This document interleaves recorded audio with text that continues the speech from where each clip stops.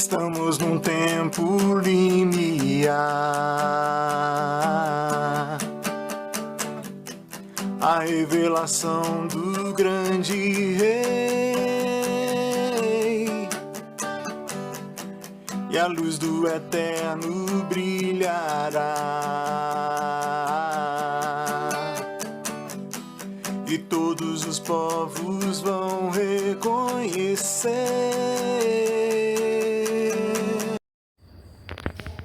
Shabbat Shalom, gente. Estamos aqui na nossa Beit Novo Friburgo, depois da festa de Sukkot. Quero agradecer a vocês que rezaram por mim, né? Passamos por um processo, mas estamos aqui de novo, hoje nesse Shabbat, chamado Shabbat Bereshit, onde começamos o ciclo anual de leitura das Parashot. E então, nesse Shabbat Bereshit, vamos começar a leitura. Já estamos gente, na sexta liá, tá? Essa sexta liá é pequenininha, mas tem algumas coisas muito interessantes, muito interessantes. Então vamos continuar, vamos fazer aqui a leitura. Olha a leitura, como é que começa a sexta liá, tá, gente? Ela começa assim: Lemele disse, Gênesis, né, Bereshit 4, tá, gente? Bereshit 4, versículo 23. Bereshit 4, versículo 23, tá, gente? Então a Parashá, ela começa com essa expressão: Lemele disse às suas mulheres, Ada Xilá, ouvi a minha voz, mulheres de Lemele, escutai a minha fala.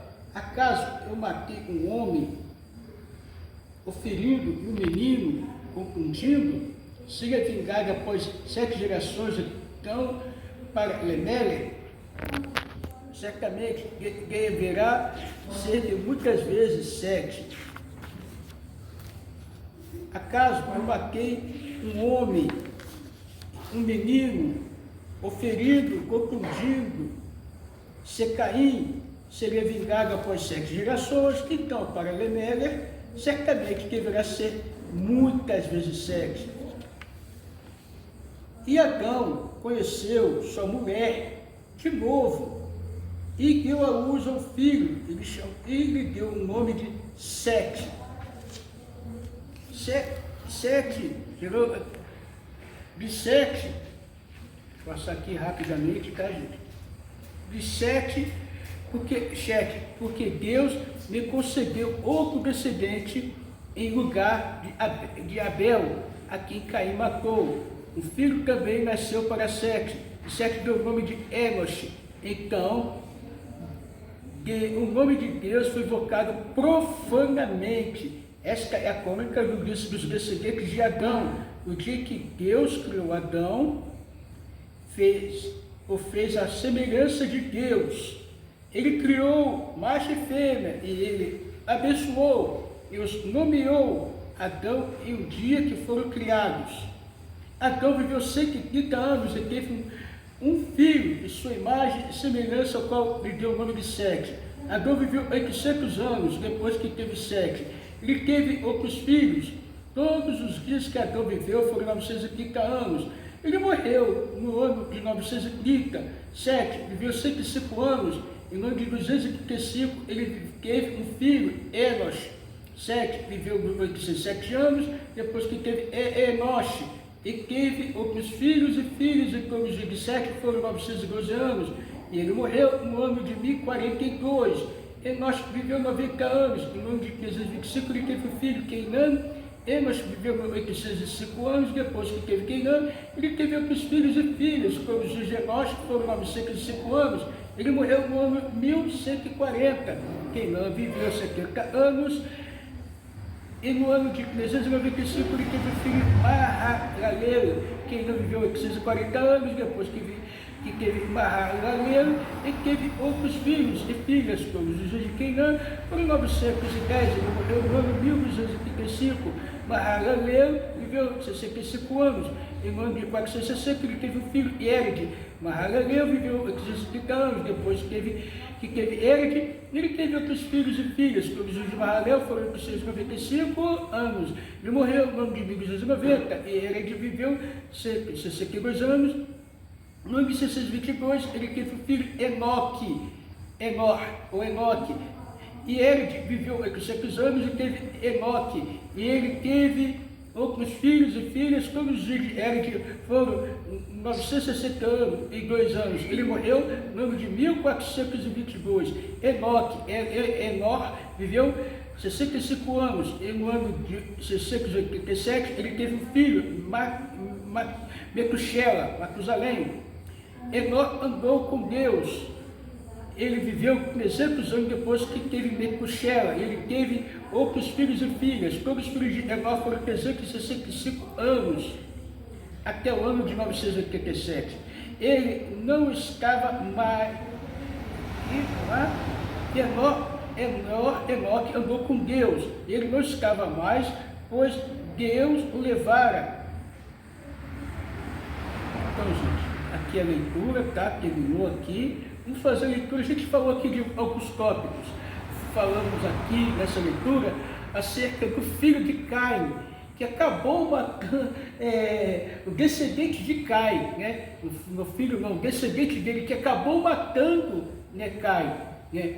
Porque a Shem tinha falado que tinha dado o sinal para Caim, né? O sinal de Caim protegia ele, mas passou 7 gerações. E o sinal que a Shem tinha colocado em Caim, o sinal para proteção dele, já tinha saído dele. Foi o sinal que a Shem deixou, mas tudo isso foi uma misericórdia da Shem, tá, gente? Porque Caim fez que chuvar, tá? Então, Lemele foi lá naquele momento e matou Caim, e matou ainda seu filho menor, né? Mas não vamos ficar nessa parte aqui, vamos ficar na parte de Adão, quando teve um filho chamado Sete, que foi aqui a leitura, Sete. Então vamos entrar aqui, gente, na descendência. O que significa esse filho, Sete? O que significa esse filho? O que representa esse filho chamado Sete? Tá, gente? Então, Abraão, aqui nós vamos ver aqui, na descendência, tá, gente? Há ensinamentos muito grandes, né, no nível, tanto nos níveis da Torá, há ensinamentos gigantes para relatar esse filho, tá? Diz assim, a explicação racídica, tá, que a gente fala de Adão, que teve seu filho Sete, né, na explicação racídica. Vamos passar aqui as explicações. A Torá relata assim, Adão e Eva teve Abel. É morto por Caim. Depois disso, Adão conheceu de novo sua mulher, e ela deu à luz um filho, e chamou seu nome Sete, porque Deus me pôs outro descendente em lugar de Abel, que Caim matou. Então, gente, eu trouxe os comentários aqui da Hassidut, do Rabaj, tá, gente? Os comentários que eu consegui pegar. Nesses comentários da Hassidut, pela visão racídica, Rabaj diz assim, ele viveu Adão 130 anos e gerou sua semelhança, conforme a sua imagem, e chamou seu nome Sete. Aqui, no nível simples, reconhece que Sete é nomeado para substituir Abel. Ele é o outro descendente, outra semente, Anoter Seed, após Abel ser morto. E no sentido alusivo, aqui diz assim, diz assim, observa que o nome Sete deriva da palavra hebraica Shat, colocar ou designar, porque Deus designou, colocou outro descendente em lugar de Abel. Também tem outro sentido aqui, gente. O sentido Shet é visto como continuidade da linhagem espiritual de Adão, que foi interrompida com a morte de Abel. Shet representa tanto a substituição quanto a restauração, tá, gente? E aqui no sentido mais profundo ainda, vem dizendo assim, ele diz assim, que afirma assim, assim, Shet foi gerado na semelhança, do mutor, e conforme a sua imagem, que salmo, que Adão, em seu nível físico, espiritual, que esta expressão não é usada para Abel ou Caim, ou seja, Shet é aquele filho que Adão refaz uma linhagem íntegra, aquela imagem original. Então esse nome Shet, né, não foi dado por acaso, foi dado para fazer uma relinhagem, né, dos descendentes de Adão. E essa linhagem não ocorreu com, nós lemos, Abel e Caim, a explicação da Hassidut. Então nós podemos ver muito mais ainda, que através de Sete veio quem? Noé, e depois toda a humanidade preservada do dilúvio. No sentido cabalístico, tá, gente? Cabalístico diz, sentido mais profundo, tá, gente? Pelo Rabbad, diz assim,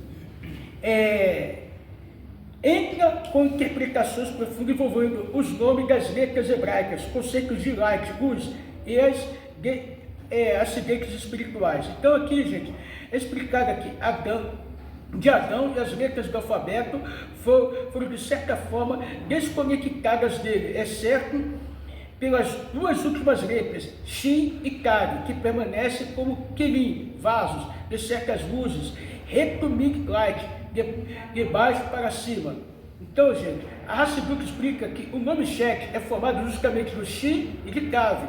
Logo, ao dar este nome, Adão estaria sinalizando que este filho contém essas letras remanescentes, ou seja, Shet representa os aspectos espirituais que não foram destruídos pelo pecado, não foram destruídos pelo pecado.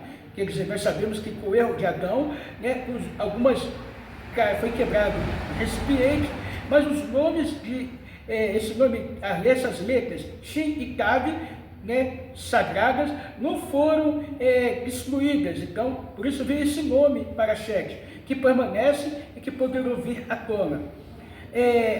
A Hassidut ainda continua explicando que Shet é aquele filho in is likeness, quer dizer, não apenas no sentido físico, mas espiritual. Sua alma, sua raiz de alma está limpa o bastante para refletir Adão como criado de série Elohim. Quer dizer, ele estava tão limpo, né, tão limpo para fazer a continuidade da linhagem de Adão. E no ponto de vista aqui da Hassidut também, que explica, há uma associação entre o nome de Shet com 6. Em alguns jogos da palavra e as analogias, porque 6 dias de trabalho precedem o Shabat, e Shet está ligado essencialmente à ideia de reconstrução, de preparar o vaso para a luz mais elevada de retorno.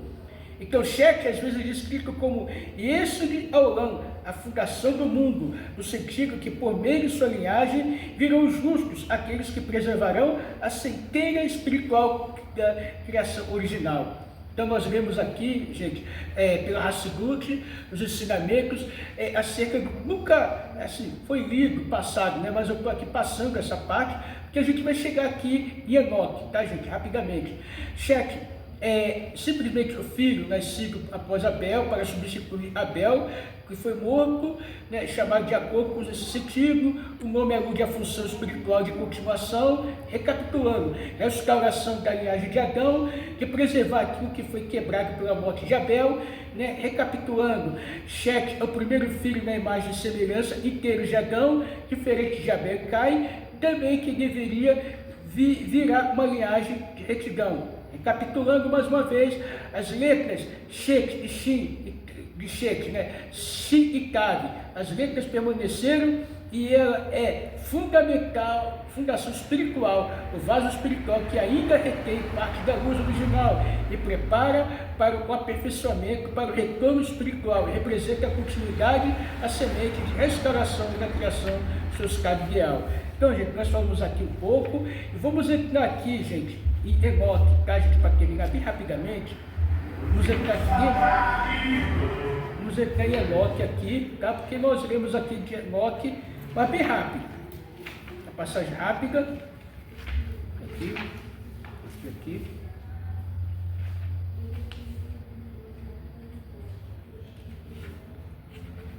Nós sabemos que Enoque, ele era sapateiro, trabalhava fazendo sapatos. A gente pode ler aqui daqui a pouco, vamos passar aqui essa parte aqui de Enoque, tá, gente? Esse aqui não vai demorar muita coisa aqui não. Vou passar aqui. Então, Enoque está aqui.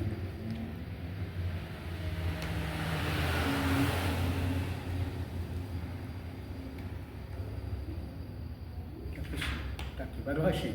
Então, gente, vamos continuar aqui a Parashá. Nós vamos analisar aqui Enoque. tá, gente? Enoque é Enoque. E está escrito assim, nós lemos ainda agora, Enoque andou com Deus. O que é andar com Deus? Ele não mais existia porque Deus o tomou. O que significa isso? Rashi, ele comenta que era justo, mas fraco em sua resolução para o mal. Portanto, Deus o retirou antes de sua maldade crescesse. O Midrash ele relata o seguinte, no sentido simples, que Enoque não morreu como os outros, mas foi tomado cedo por Deus para protegê-lo e se desviar. Ele não virou um anjo literalmente, mas foi removido do mundo físico de maneira misteriosa. No sentido mais profundo, tá, gente? Pela Hassidut diz assim, Lakar, tomar é usado em outros lugares para assumir algo ao domínio espiritual, não simplesmente matar. Em Bereshit, tá, Rabá 25:1, o Targum Yonotan faz uma alusão de que Enoque foi elevado e não morreu como os outros homens. Assim, no sentido profundo da Hassidut, diz assim, insinua uma transformação espiritual. Ele foi tomado ao domínio celeste, talvez assumindo a função espiritual superior, mas a Torá não diz se ele se tornou anjo. Essa é uma literatura mística posterior. Então, aqui, uma profundidade muito mais profunda, pelo Rabad, que eu peguei aqui, eu consegui pegar, diz assim, fontes talmúdicas, Talmud Bavli Hakizah, ali se fala do anjo Metat, né, para não falar o nome dele, tá, gente, completo, né, Metat, sentado no céu, servindo como escriba de Deus. O herege Elishá ben Havuyá, viu esse e pensou haver duas potências no céu. Os sábios explicam que Metat é um anjo poderoso, mas criado. Ele não é divino. Essa passagem é o fundamento rabínico de identificação posterior entre Enoque e Metacão. Falando o nome, mas Shabbat, a gente está estudando, Metat. Midrash Bereshit Rabá 25 diz que Deus tomou Enoque porque era justo, mas fraco. Deus retirou do mundo antes mais o alcançasse. Yakut Shimoni, né, o Talmud, diz assim, Bereshit 42, explica que Enoque foi levado vivo ao Ganeden e serve lá como Sofer, Shel Shammai, escriba celestial. Então, gente, nós temos um grande resumo aqui, né, nessa passagem. E o que diz aqui, no nível assim, mais profundo? No nível mais profundo, diz assim que Enoque identificado como Metat, mas o Talmud nunca afirma explicitamente que ele virou anjo. Mas vamos lá para o nível mais profundo ainda, que a gente sabe que todos eles estão certos. Hanor, Enoque andou com Deus. Ele foi transformado em um anjo Metat, o príncipe do mundo, para governar sobre os anjos e guiar as almas justas. Aqui, o Zohar identifica Enoque diretamente como Metat, o Sar Haolam, príncipe do mundo, mas isso é Sod, linguagem simbólica. O Zohar não diz que sua essência humana virou uma segunda divindade, mas que sua alma foi elevada e se tornou um canal espiritual no mundo de Briá, criação. A visão racídica Rabad, baseada no Tânia e Mamari e Rabad, o ensino é sutil. O Rebbe e o Alter Rebbe explicam que o andar com Deus significa dedicute, constante, união espiritual em cada instante, mesmo dentro do mundo físico. Essa união é tão completa que a alma de Enoque ascendeu ao estado angelical, mas não se tornou literalmente um anjo, sim uma alma humana operando no nível angelical. Fontes, volume 35, página 73 e 74, Bereshit. Hanor representa aquele cuja vontade é elevar o mundo. E ele andou com Deus até que o próprio Deus o levou ao domínio espiritual. Tânia, capítulo 36 e 37. Então, gente, tem muito mais explicação aqui, mas a gente vou parar por aqui. Mas o que dá para resumir aqui, gente, que a função nossa é o que? Elevar esse mundo. A nossa função é transformar o mundo. Então, segundo o Talmud, segundo todos os tratados, Enoque conseguiu uma transformação em si. Ele foi muito sozinho, né? Ele era uma pessoa que ficava sozinho, né? Trabalhou sozinho, lutou por ele sozinho também. A geração era muito corrompida. Então, mas ele trabalhava, se dedicou, conseguiu se transformar, né? Conseguiu mudar. Então conseguiu uma interação muito grande com Hashem, andou com Deus, quer dizer, andar da palavra Alá, né? Ele andava alaricamente cumprindo as 7 leis, né, gente? Lembrando que a 7ª lei foi dada a Noa, mas ele cumpriu essas leis que já tinha, né? E toda a linhagem adâmica, né? Ele seguiu de forma correta. Então, gente, nós estamos aqui, hoje nesse Shabbat Bereshit, que Bereshit quer dizer, no princípio, ou cabeça, né, de início de tudo, que possamos iniciar esse ciclo de Parashá, né, com muita luz, com muita direção de Hashem, com muita força espiritual, porque Enoque, como lemos aqui na sabedoria do dia, vamos passar aqui para vocês rapidamente, Hanor era um sapateiro, como nós já falamos, cuja santidade era tal que nem mesmo sua ocupação mundana ou desviava de seu serviço e de sua dedicação a Deus. Sabe que a cada costurada de sapato que ele fazia, pensando no seu bem-estar, que seu futuro usuário, Hanor gerava um grau maior de harmonia nas esferas espirituais. Nós também, em nosso próprio nível, podemos seguir os passos de Hanor, infundir intenções sagradas em nossas atividades terrenas, que poderão influenciar positivamente os mundos celestiais. Então, está aqui, gente. O nosso trabalho, na nossa força, naquilo que temos que fazer no cotidiano, podemos também transformar e fazer com que trazer muita luz para esse mundo. Que através desse Shabbat possamos trazer luz para o mundo, luz para a nossa vida, para a nossa casa, para a nossa família, para o nosso bairro, para a nossa cidade, e fazer esse mundo melhor, aguardando a revelação do verdadeiro Mashiach, essa Parashá, gente, Bereshit, de hoje. Shabbat Shalom.